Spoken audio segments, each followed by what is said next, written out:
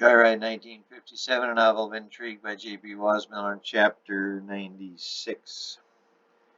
As Bree and James fell asleep in one another's arms, moisture began to accumulate on the hotel window, and soon the rat-a-tat of raindrops played its tune all over Kamloops.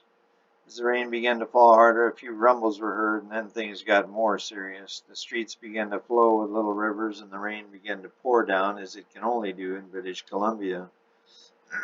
A few cracks of thunder were heard, followed by bolts of lightning as the 20,000 residents of Kamloops snored away. In the second floor room, one person was not snoring. He was working carefully on an electronic device spread in his bed.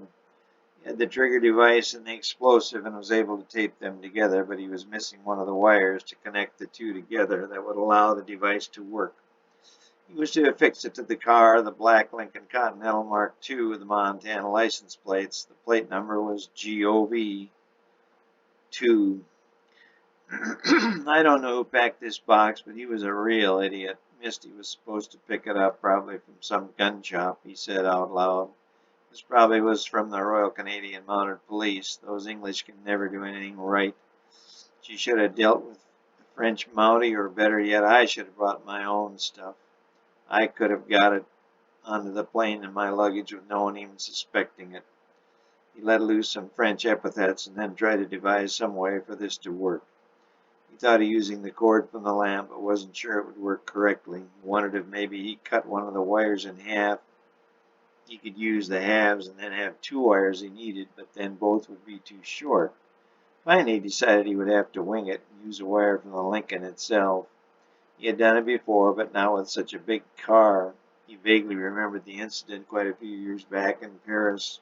He thought it might have been a Peugeot, but he wasn't sure. He knew it was a small sedan.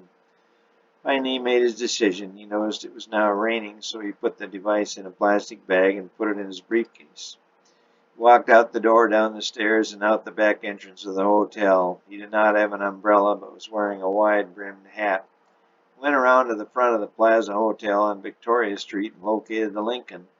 The Montana license plate read GOV2. He opened the car door and the roof light came on. He slid into the passenger seat, leaned to his left, and began to work. Nice car, he whispered. Too bad. The electric portion of the rainstorm now began to escalate. Crack after crack of thunder pierced the air. One particularly loud thunderbolt was heard near the hotel.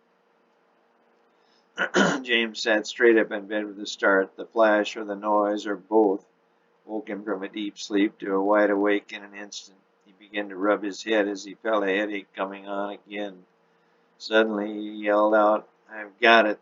He clapped his hand over his mouth and looked over at Bree. To his amazement, she was still sleeping soundly.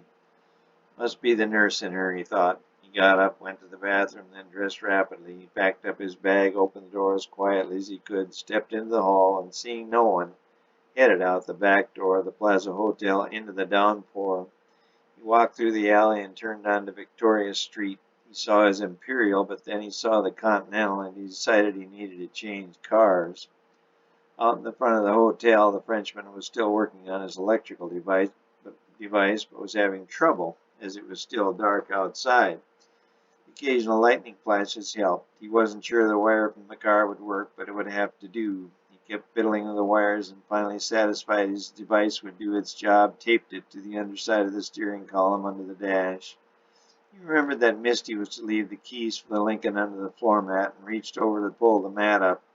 Saw that the keys were there and opened the right-hand car door. The rain continued to drench the street, and the lightnings and rumbles continued an endless pyrotechnic show. Suddenly there was a blinding flash of light on Victoria Street right in front of the Plaza Hotel. It was followed by a deafening roar of thunder. This was followed by a tremendous explosion by the curb right in front of the Plaza Hotel entrance. This was followed by two lesser explosions, as first the incendiary device and then the gasoline tank of the Continental exploded.